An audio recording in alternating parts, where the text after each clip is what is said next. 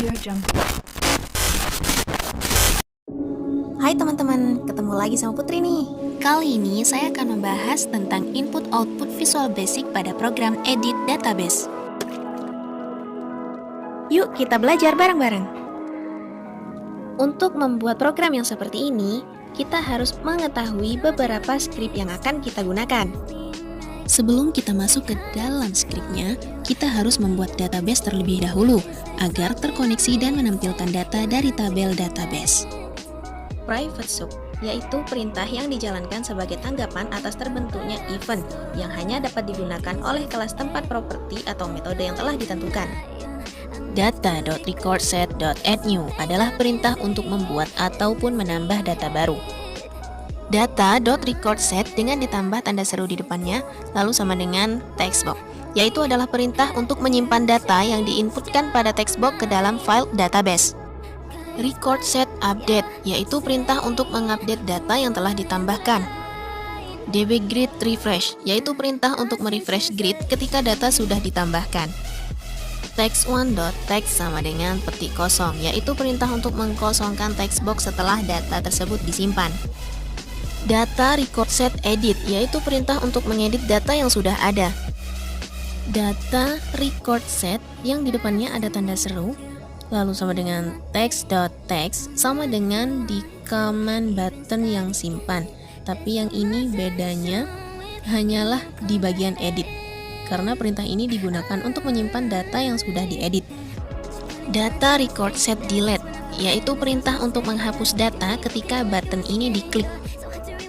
Dan di bagian grid, yaitu ada text.text data.recordset, yaitu ini adalah perintah untuk menampilkan data yang sudah disimpan di dalam grid ke text box. Jadi di sini nanti akan ada grid untuk menampilkan hasil inputan tadi. Kali ini aku mau bahas tentang percabangan dalam Visual Basic tentang program kasir restoran. Yuk kita belajar bareng-bareng. Untuk membuat program yang seperti ini, kita harus mengetahui beberapa skrip yang akan kita gunakan. Di combo box ini, kita akan memasukkan perintah berikut.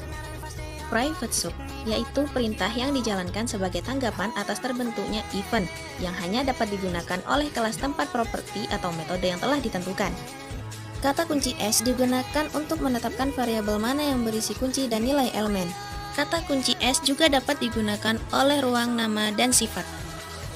Statement case digunakan untuk melewati kondisi dan mengembalikan nilai saat kondisi pertama terpenuhi, seperti pernyataan if, then, else. Jadi, begitu suatu kondisi benar, itu akan berhenti membaca dan mengembalikan hasilnya.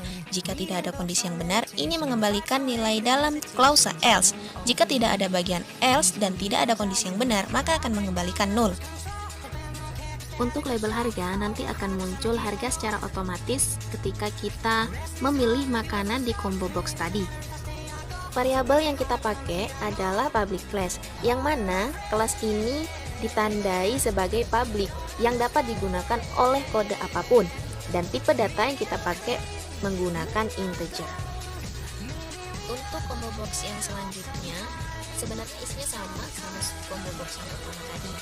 Cuman yang beda di bagian label, karena yang tadi itu harga makanan dan yang ini kita pakai harga minuman. Public sub new, yaitu perintah yang akan digunakan untuk membuat objek dari kelas tersebut. Sekarang kita masuk ke dalam checkbox.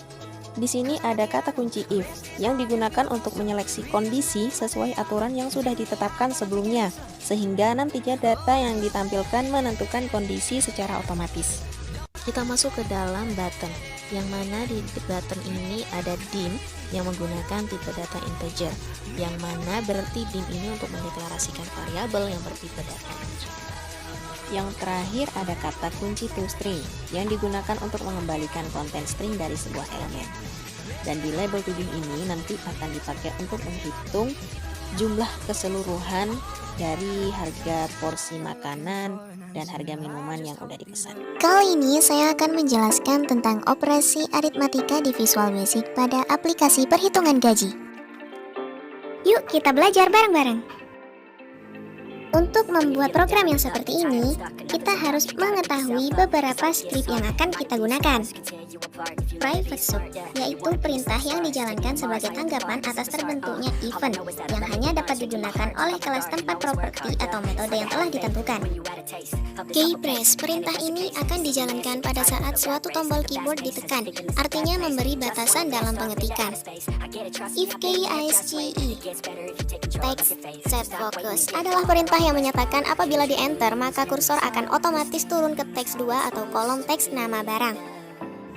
Kata kunci if digunakan untuk menyeleksi kondisi sesuai aturan yang sudah ditetapkan, sehingga nantinya data yang ditampilkan menentukan kondisinya secara otomatis.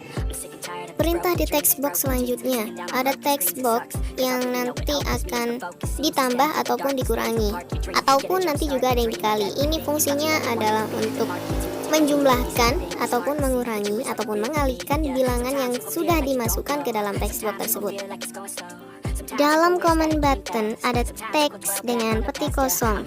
Ini nantinya jika button ini diklik maka teks box masing-masingnya akan muncul angka yang sudah diinputkan saat dihitung tadi.